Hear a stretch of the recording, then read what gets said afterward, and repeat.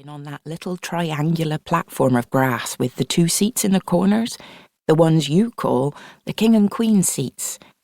I'll never forget our first embrace there. Everything there is beloved to me, as you are, my darling. I know we've discussed this in letters before and on the telephone, but I want to reassure you that I have no qualms at all about the fact that there is a gap in years between our ages. My only fear at first was that, as a seemingly green young man in his 20s and you being a wise, clever woman in her 40s, you would not believe the love that I feel for you is real. In the dead of night, I still worry about this from time to time. It strikes me as miraculous that I am lucky enough to have been not only noticed but liked and even loved by a woman of your beauty, kindness and intelligence. I want to remind you that I am not so green as I might be, that I have lived and faced death in the international brigades in Spain and now again for the RAF in my own country. Also, that I have had romances and such in my somewhat shorter life, and that I can honestly tell you, hand on heart, that I had no idea that love like this existed, that the feelings I have for you were possible. As you know, I've read stacks of novels and poems, as well as watching dozens of plays and films in which the subject of love is paramount, and only now do I understand what they are getting at. I never understood why someone could die for love. It seemed ridiculous to me. Until I met you.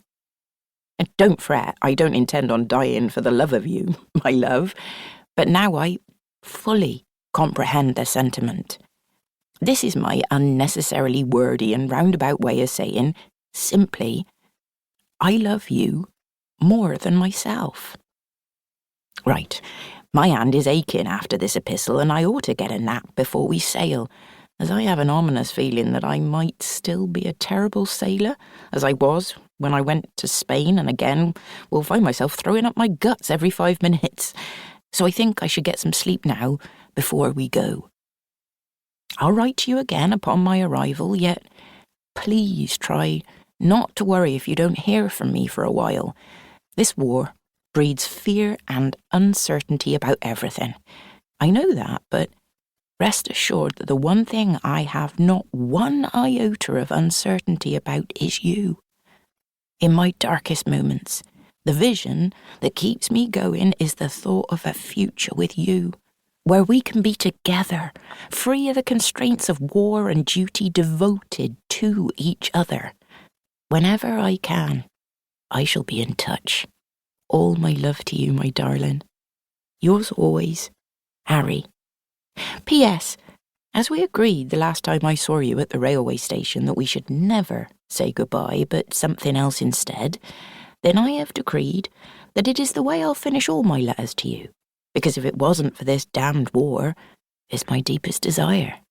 Thus, I shall end as we did in Scarborough, your glorious auburn hair etched against the wispy white cloud of steam. See you Sunday. Chapter 1. August 1940. The late afternoon sun, low in the London sky, streamed in through the staircase window, temporarily blinding Evie as she shifted her heavy bag from one shoulder to the other. It was digging into her bra strap, and she was fed up with it already. But her destination was only a few minutes' walk from Judd Street, where she shared a flat with Beryl, her actress friend, who had just joined the Women's Auxiliary Air Force, signing up to be a WAF. Both had decided to give up the Judd Street flat and put their stuff into storage, Evie's in a London friend's garage. Beryl had already gone off for training the week before, and it was strange and lonely for Evie to be left in their tiny place alone, even though she'd quite looked forward to a bit of peace. She realised she liked constant company. Well, she imagined she'd certainly get plenty of that when she arrived at the fire station, for Evie had joined the AFS, the Auxiliary Fire Service, supporting the London Fire Brigade. Up till this point in the war, it had been largely voluntary, and when she'd signed up